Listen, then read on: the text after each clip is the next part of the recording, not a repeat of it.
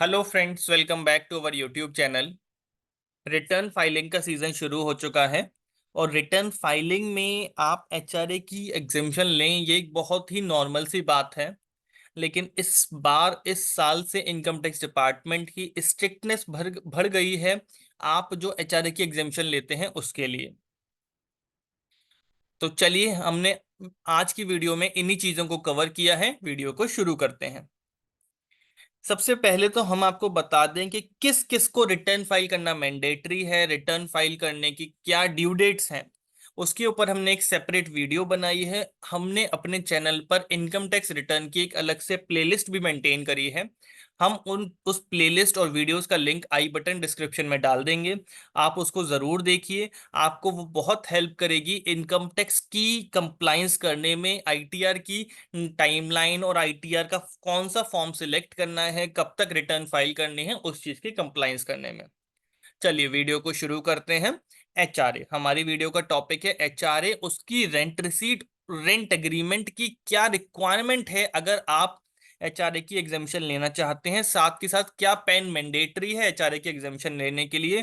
क्योंकि income tax department की इस पर इस साल से स्ट्रिक्टनेस बहुत बढ़ गई है, तो ये जानना बहुत जरूरी है। वीडियो को एंड तक जरूर देखिएगा। हमने इन चीजों पर क्लैरिटी देने की कोशिश की है। एचआरए, एचआरए का मतलब है हाउस रेंट अलाउंस। आपको जो अलाउंस मिलता है अपना हाउस का रेंट, जिस घर में आप रह रहे हैं उसका रेंट देने के लिए, उसको बोलते हैं एचआरए। तो एचआरए की एग्जेम्पशन मिलती है। तीन लिमिट्स स्पेसिफाइड है, उनमें से जो लोएस्ट होगी, पहला actual amount of HRA received, second rent paid less 10% of salary, third is 40% of salary अगर आप नॉन मेट्रो सिटी में रहते हैं, 50% अगर आप मेट्रो सिटी में रहते हैं। की पॉइंट्स क्या है एचआरए एग्जामेशन के लिए? सबसे पहला, presentation of HRA in salary slip. HRA आपकी सैलरी स्लिप का पार्ट है, आपकी सैलरी की कंप्यूटेशन में दिखता है। Rent agreement and rent receipts दोनों ही बहुत जरूरी है एचआरए की एग्जामेशन क्लेम करने के लिए। प्रूफ ऑफ पेमेंट चाहिए आपको कि आपने एक्चुअली में रेंट पे किया है। पेन की रिक्वायरमेंट है अगर आपकी एनुअल रेंट पेड 1 लाख रुपए से ज्यादा है। एओ का क्या रोल है? एओ मतलब जो आपकी रिटर्न, आपकी आईटीआर को चेक करता है और आगे प्रोसेस करता है।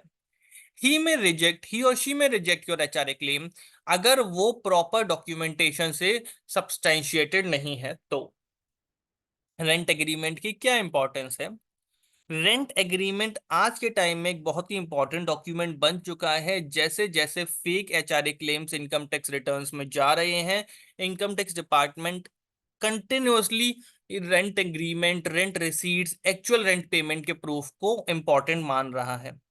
Taxpayers may face difficulties in substantiating their HRA claims during tax assessment in the absence of rent agreement. लेकिन रेंट एग्रीमेंट का absence does not automatically lead to to the denial of HR exemption. यानी कि ऐसा नहीं है कि rent agreement नहीं है तो आपका एचआर एग्जामेशन पूरी तरीके से खत्म हो जाएगा, नो।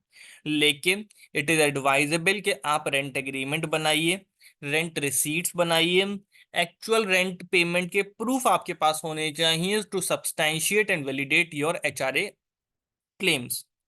सम एम्प्लॉयर्स में allow HRA exemption without a rent agreement, लेकिन ये एक गुड प्रैक्टिस नहीं है।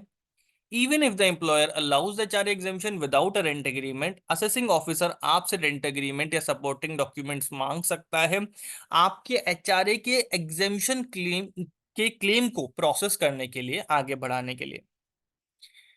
However, the rent agreement is not sufficient on its own to claim HRA exemption. The rent receipts are also important and both should be available to substantiate the HRA exemption claim. Rent receipts and proof of actual payment are very important since simply a rent agreement does not prove that rent payment have been made. आज के time में ऐसा भी देखा गया है कि लोग फेक रेंट रिसीट्स बना लेते हैं, कोई पेमेंट का प्रूफ ही नहीं है, कहते हैं कैश में रेंट दिया। अगर आप कैश में रेंट देंगे तो आप अपने अकाउंट से विड्रॉ भी तो करेंगे उस कैश को। कोई विड्रॉल नहीं चल रहा है अकाउंट से और रेंट का पेमेंट कर रहे हैं, दिखा रहे हैं कि हमने रेंट का पेमेंट किया है एचआरए की एग्जामेशन लेने के लिए। तो ये बहुत गलत है। अगर आप रेंट का पेमेंट कर रहे हैं तो it should be by UPI, credit card, debit card, net banking, किसी भी मोड से करिए जिससे कि आप उसको एओ के सामने सब्सटैंशिएट कर सकें। In that case, income tax AO as authorities has the authority to reject an HRA claim अगर वो असेसी से जो डॉक्यूमेंट मांगता है असेसी उन डॉक्यूमेंट्स को नहीं देता है तो। पैन कार्ड की क्या रिक्वायरमेंट है? पैन कार्ड चाहिए अगर आप साल भर में 1 लाख रुपए से ज्यादा का रेंट देते हैं। ये बहुत ही नॉमिनल अमाउंट है, 1 लाख रुपए से ज्यादा का रेंट तो आप बहुत ही आसानी से दे सकते हैं। एडिशनली अगर आप 6 लाख रुपए से ज्यादा का रेंट साल भर में देते हैं तो आपके ऊपर रिस्पॉन्सिबिलिटी है कि आप लैंडलॉर्ड का टीडीएस काटिए और उसका टीडीएस जमा कराइए, उसको वापस से फॉर्म 16C दीजिए। इस पर हमने एक अलग से वीडियो बनाई है, उस वीडियो का लिंक हम आई बटन डिस्क्रिप्शन में डालेंगे, आप उस वीडियो को जरूर देखिए। और इस अगर आप ऐसा कुछ कर रहे हैं, 6 लाख रुपए से ज्यादा की रेंट साल भर में दे रहे हैं, तो उस लीगल कंप्लायंस को, अपने ऊपर लगने वाली लीगल कंप्लायंस को फॉलो करिए। What if your landlord does not provide PAN details? अगर आपका लैंडलॉर्ड 1 लाख रुपए से ज्यादा रेंट भी ले रहा है लेकिन आपको पेन डिटेल देने से मना कर रहा है, in that case sharing your landlord is mandatory. If landlord does not have a pen, they need to give you a written declaration with their name and address. तो उस केस में landlord आपको एक रिटन डिक्लेरेशन देगा कि भाई मेरा ये नाम है, मेरा ये एड्रेस है, I don't have any PAN. लेकिन वो वैलिड नहीं रहेगा अगर उसकी इनकम टैक्सेबल लिमिट से ज्यादा है, तो उस डिक्लेरेशन की भी कोई रेलिवेंस नहीं रह जाएगी। He must apply for pan card and he must reflect this rent income in his ITR।